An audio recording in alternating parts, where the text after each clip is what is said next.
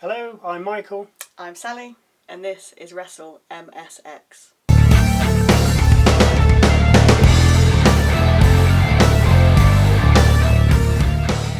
The show kicked off with Paul Heyman telling us that Roman Reigns is withdrawing from the draft. I wasn't aware this was a thing, but apparently it is, and is therefore ineligible for selection, choice or pick. Also, each brand's champions are exempt from switching.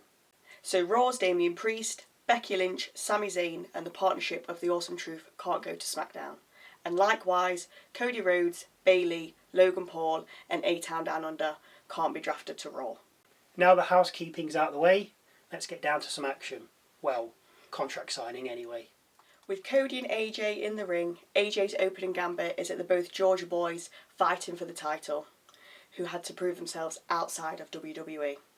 Cody's response is that AJ has a lot of respect in the locker room, but it's not about winning the title, it's about keeping it. Both men are now standing in front of the belt. Cody goes for a handshake, but AJ ignores it and says, "It's nice that you won the belt, but it's a shame that you're going to lose it." Quite amicable really between both men, no underhandedness. AJ leaves and as Cody's about to, the game's music plays. He's going to challenge Cody for the title next. He's here for round one of the draft picks. So round one picks are Bianca Belair to SmackDown, so she stays. Jey Uso to Raw, so he stays. Carmelo Hayes to SmackDown, so he's been drafted up from NXT. And finally, Seth Rollins to Raw, so he stays put as well. Carmelo Hayes then makes an appearance to address the crowd before challenging Cody to a match. Cody accepts, of course. This will be the main event later on. Back from the break, we see LWO taking on Legado del Fantasma, Dragon Lee and Rey Mysterio against Angel Gaza and Humberto Carillo. Project Dragon wins the match for Dragon Lee, and as LWO celebrate, Santos Escobar makes his way down to the ring. He's still adamant he didn't attack Dragon Lee before WrestleMania and has footage to prove he didn't. When the footage is played, it shows Carlito was the one to attack Dragon Lee, and on seeing the footage, Carlito makes a sharp exit, escaping through the crowd. Next up is Bron Breakker, who spears Cedric Alexander for the win. Literally, that was it. During a replay, we got some images flicking up on screen. A note that says, "Remember who you are," more crow pictures, and an image of stickmen. Backstage, we see Nick Aldis make a number one contenders match between Tiffany Stratton and Naomi. Winner takes on Bayley at Backlash for the belt. Round two of the draft is brought to us by Torrie Wilson and Michelle McCool. Randy Orton to SmackDown, so he stays. Bron Breakker moves to Raw, so that'll be interesting. Nia Jax moves to SmackDown. And Liv Morgan also stays on Raw. We then see Paul Heyman awaiting Solo Sikoa, who then promptly apologises for not opening the door quick enough for him to his car. Tama Tonga gets out of the other side, and as the three men talk, Kevin Owens attacks both Solo and Tama from behind. Refs and backstage crew quickly breaking it up. Back on the rampway, we have Bianca Belair saying that Damage Control are falling apart. The Kabuki Warriors then appear and start arguing with Belair. Then Belair's backup arrives, Jade Cargill.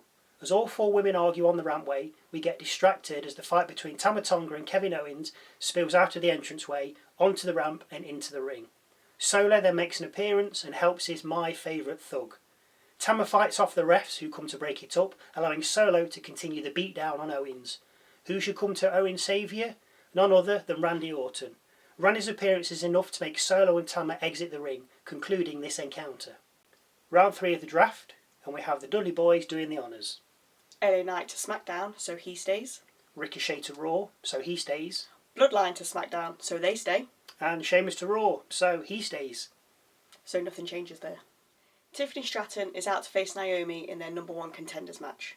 Winner faces Bayley at Backlash, who is also sitting at ringside for this bout. Naomi takes early control, but the match soon gets interrupted by Nia Jax. She first attacks Bayley from behind. On seeing this, Naomi exits the ring to help, only for Jax to throw it into the ring post. At this point, the ref throws out the match and the bell rings. Jax then disposes of Bayley once again before making her exit. Stratton then drags both Bayley and Naomi into the ring to execute the prettiest moonsault ever. We then get a quick word from the Street Profits backstage before being interrupted by A-Town Down Under, who then quickly flee when Bobby Lashley makes an appearance. JBL and Teddy Long then come out to announce the last round of draft picks.